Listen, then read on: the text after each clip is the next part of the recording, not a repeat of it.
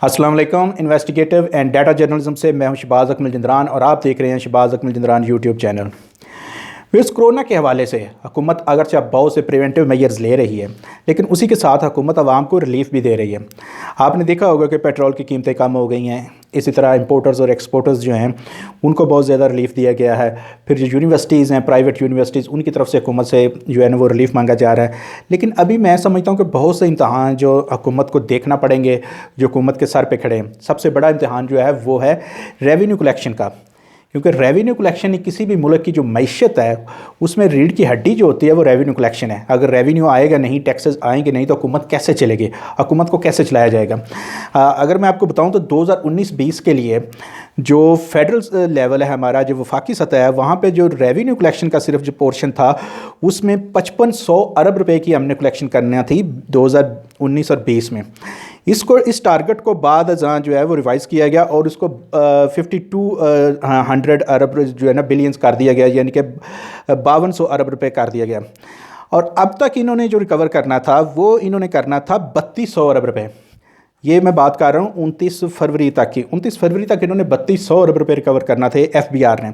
लेकिन अभी तक जो एफबीआर 29 फरवरी तक जो एफबीआर ने रिकवरी की है वो है सिर्फ 2700 अरब रुपए, यानी कि 500 अरब रुपए ये वैसे ही पीछे जा रहे हैं, खसारे में जा रहे हैं। और ऊपर से ये कोरोना आ गया जो मार्च में आया, यानी कि आखिरी 5 माह में इन्होंने 2800 अरब रुपए रिकवर करना थे, ये जो 30 जून तक है।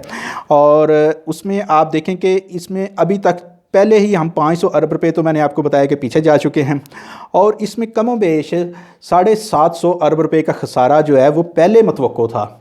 कब मतवक्को था? 29 फरवरी तक की जो कलेक्शन है उसके हवाले से अगर देखें तो इनको था कि तकरीबन 750 अरब रुपए का हमें खसारा हो रहा है और हम 500 अरब रुपए की रिकवरी के टारगेट से पीछे जा रहे हैं। लेकिन अब जो कोरोना की सूरत हाल पैदा हो गई है, इससे हमारा जो इनकम टैक्स है, हमारा जो सेल्स टैक्स है, हमारा जो फेडरल एक्साइज ड्यूटी है, इन सब पे बड़ा फ़र्क पड़ेगा। इस तरह अगर प्रोविंशियल लेवल पे देखें तो हर सूबे ने अपने टारगेट्स दे रखे। मैं यहाँ पे आपको पंजाब का बताता हूँ कि 388 अरब रुपए यहाँ पे सिर्फ जो है ना रेवेन्यू कलेक्शन रखी गई थी, जो मुख्तलिफ़ किस्म के डायरेक्ट और इनडायरेक्ट टैक्सेस ने इन्होंने वसूल करना था। इसमें सबसे बड़ा जो टारगेट है वो पंजाब रेवेन्यू अथॉरिटी का था, जो जीएसटी ऑन सर्विसेज वसूल करती है, जो 161 अरब रुपए है। इसी तरह प्रॉपर्टी टैक्स में इन्होंने 14 अरब 57 करोड़ रुपए वसूल करना थे। ज़राई इनकम टैक्स में इन्होंने 2 अरब रुपए वसूल करना थे। लैंड रेवेन्यू जो है टैक्स, उसमें इन्होंने 18 अरब रुपए वसूल करना थे। और इसी तरह स्टैंप ड्यूटी जो है वो 60 अरब रुपए इन्होंने वसूल करना था, यानी कि दूसरा बड़ा टारगेट इसमें स्टैंप ड्यूटी का है। फिर ये जो मोटर व्हीकल टैक्सेस हैं, जिसमें टोकन टैक्स है, गाड़ियों के रजिस्ट्रेशन वगैरह, इसका 16 अरब रुपए की इन्होंने रिकवरी मुख्तस की थी। प्रोफेशनल टैक्स जो मुख्तलिफ जो हमारे प्रोफेशन हैं उन पर लगता है, जितने भी लोग हैं प्रोफेशनल, उन पर एक टैक्स होता है जो सालाना उन्होंने पे करना होता है, ये 2.25 अरब रुपए था।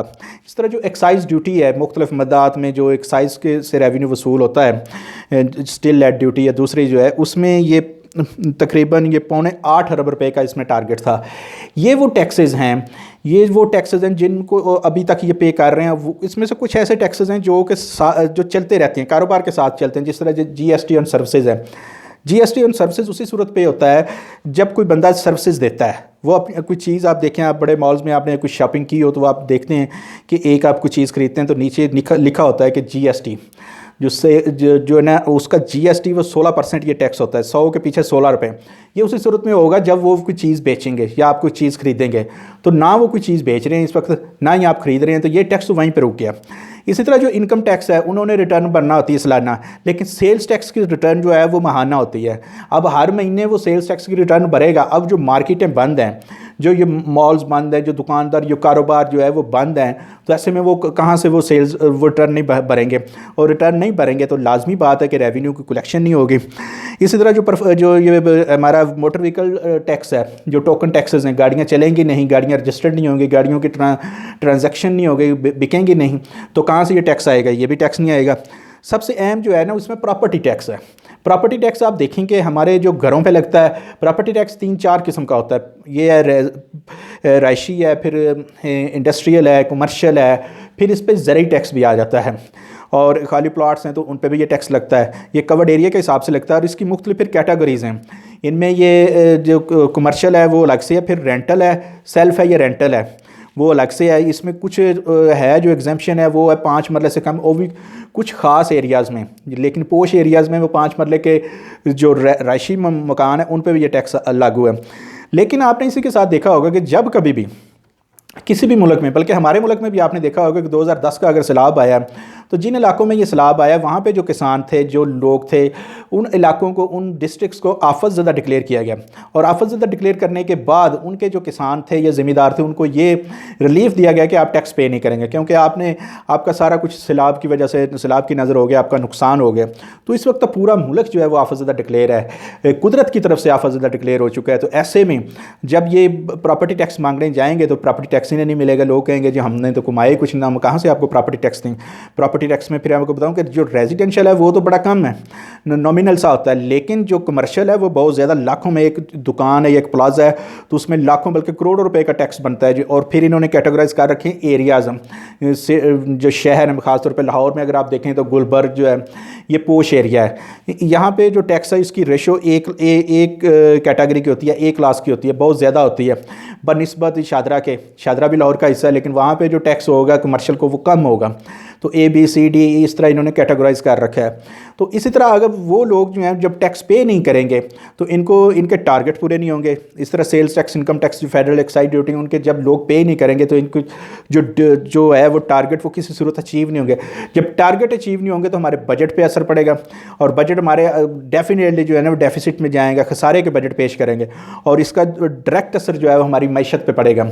तो यही मैं कह रहा था कि हुकूमत के लिए अभी बहुत से चैलेंजेस हैं।